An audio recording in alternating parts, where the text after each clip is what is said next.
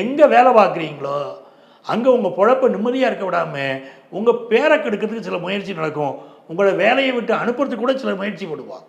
சிலருக்கு என்ன பழக்கம்னா, தனக்கு வேலை கிடைக்குதோ இல்லையோ அடுத்தவங்க அங்கே நிம்மதியாக இருக்கக்கூடாது அப்படின்னு நினைக்கிறவங்க இருக்காங்க பாருங்க. அப்படிப்பட்டவங்க சூழ்ந்து இருப்பாங்க. அதில் கவனமாக இருங்க. சனி பகவான் இப்போ உங்களுக்கு 10ஆம் இடத்தை பார்க்குறார். 10ஆம் இடத்தை சனி பகவான் பார்க்கும்போது அப்போது அது என்ன, சொந்த தொழில் செய்கிறோம் பாருங்க. அந்த சொந்த தொழிலில் ஒரு அவசரப்பட்டு தொழில் ஆரம்பிக்கக்கூடாது. ஒரு தொழில் அவசரப்பட்டு ஆரம்பிச்சுட்டு அறகுறையாக நிறுத்துறதெல்லாம் இப்போ தான். அந்த கம்பெனியை ஆரம்பிச்சுக்க எனக்கு சரியில்லை, கம்பெனியை மூடு விழா நினச்சிட்டேன். சில பேர் அப்படிலாம் சொல்கிறாங்க, மூடு விழா நடத்திட்டேன் அப்படின்னு. அப்படி இருக்கக்கூடிய காலகட்டம். அப்போது புதுசாக ஒரு தொழில் தொடங்குறீங்கன்னா பக்காவாக பிளான் பண்ணுங்கள். சிம்மராசிக்காரங்களுக்கு சொல்லித்தர வேண்டிய அவசியம் இல்லை, நல்லா பிளான் பண்ணுவீங்க. இன்னும் கொஞ்சம் பக்காவாக பிளான் பண்ணி திட்டம் போட்டு இந்த பிஸ்னஸை நம்ம பண்ண முடியுமா, பண்ணினா நல்லா இருக்குமா அப்படின்னு ஒரு ஐடியா பண்ணிக்கிட்டு இறங்குறது தான் உங்களுக்கு நல்லது. கர்மஸ்தானத்தை சனி பார்க்கிறார், வக்கர சனி.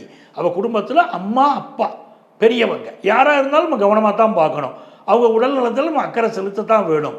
இப்போது 2ஆம் இடத்தை சனி பகவான் பார்க்கறதுனால நீங்கள் பண விஷயத்தில் கவனமாக இருங்கன்னு உங்களுக்கு நான் சொல்லியிருக்கேன்.